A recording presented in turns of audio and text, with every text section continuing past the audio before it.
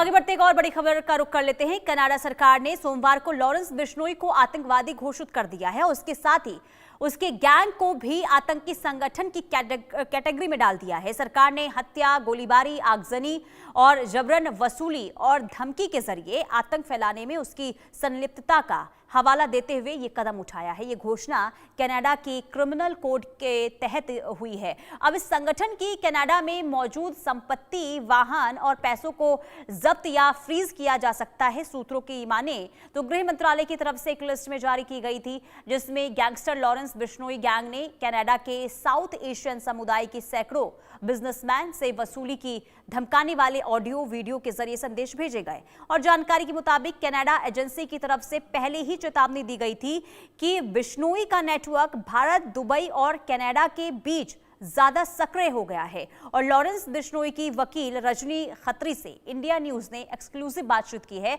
इस दौरान उन्होंने क्या कहा है कि ये कनाडा सरकार की दोहरी नीति है, एक बार आपको सुनवाते हैं। सोमवार को कनाडा सरकार की तरफ से लॉरेंस बिश्नोई और लॉरेंस बिश्नोई के गैंग को कनाडा गवर्नमेंट ने आतंकवाद की लिस्ट में शामिल किया है। इस पूरे मसले पर हमारे साथ बात करने के लिए लॉरेंस बिश्नोई की जो वकील हैं रजनी, वो हमारे साथ हैं।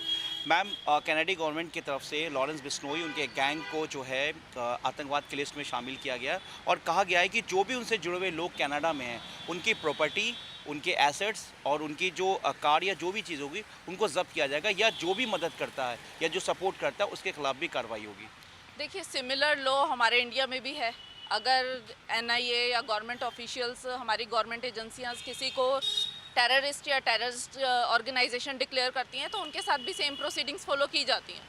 अब अगर कैनेडियन गवर्नमेंट ने लॉरेंस बिश्नोई या लॉरेंस बिश्नोई गैंग को टेररिस्ट या टेररिस्ट गैंग्स डिक्लेयर किया है तो पहले तो उनका लॉ देखना पड़ेगा कि किस लॉ के अंडर किया है, किस प्रोविज़न में किया है और क्या प्रोसीजर फॉलो किया गया है, और उसके अकॉर्डिंग ही जो भी होगा डिफेंस वो लिया जाएगा। आप लॉरेंस बिश्नोई की एडवोकेट हैं, तो इसको किस तरीके से देखते हैं और क्या इस पे आप कह सकती हैं लीगल बेस?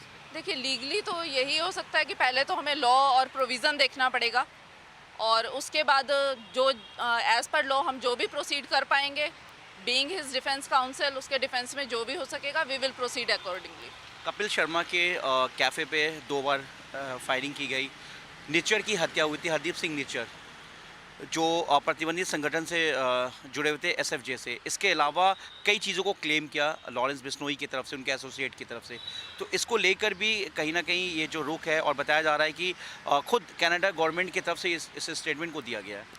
देखिए सर, जो भी ये सोशल मीडिया पोस्ट्स की आप बात कर रहे हैं कि रिस्पॉन्सिबिलिटी लीगलिसिटी प्रूफ नहीं हुई है किसी भी केस में, अभी ये सब मैटर्स अंडर इन्वेस्टिगेशन है कि एक्चुअल में पोस्ट की किसने और कौन इन सब के पीछे है, वो मैटर अभी अंडर इन्वेस्टिगेशन है। तो रजी जी, कनाडा गवर्नमेंट का ये जो एक लिस्ट है, पहली बार किसी भारत के, जो उनका कहना है कि गैंगस्टर्स लॉरेंस हैं, उनके खिलाफ ये कार्रवाई हुई है और कनाडा गवर्नमेंट में पहली बार किसी देश के बाहर। तो इसको किस तरीके से आप देखती हैं एज ए डिफेंस लॉयर?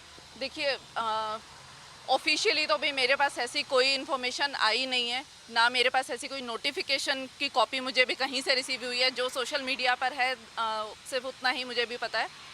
और रही बात कि इस सबको देखने की, तो इसमें गवर्नमेंट की अपनी पॉलिसी है, उन्होंने एज़ पर वहाँ के लॉ प्रोसीड किया है। जो लीगल डिफेंस हम ले सकेंगे डेफिनेटली लेंगे। मतलब आप इससे कहीं ना कहीं चैलेंज करेंगी जब सारी चीज़ आपकी अगर नॉलेज में आती है, जो चीज़ें लीगल तरीके से गवर्नमेंट, वहाँ के गवर्नमेंट का, जैसे आपने बताया कि क्या रूल है, उन्होंने किस नॉर्म्स है या जो भी उनकी गाइडलाइन है? सर देखिए, पहले तो मेरे पास ऑफिशियल नोटिफिकेशन ही अभी तक नहीं आया है, तो पहले ऑफिशियल नोटिफिकेशन आ जाए, वहाँ का लॉ देख लें कि क्या है, उसके क्या कॉन्सिक्वेंसेज हैं, उसमें क्या प्रोसीजर डिफाइन है, फॉलो हुआ है या नहीं हुआ, उसके बाद देखते हैं। मतलब आगे मूव कर सकती हैं चैलेंज को? सर डेफिनेटली जो भी स्कोप होगा, being a defence counsel we will proceed. तो ये थी हमारे साथ रजनी, जिनका कहना है कि जिस तरीके से कनाडा गवर्नमेंट की तरफ से लॉरेंस को और उसके गैंग को जो है आतंकवाद के लिस्ट में शामिल किया गया, ऐसा पहली बार हुआ है।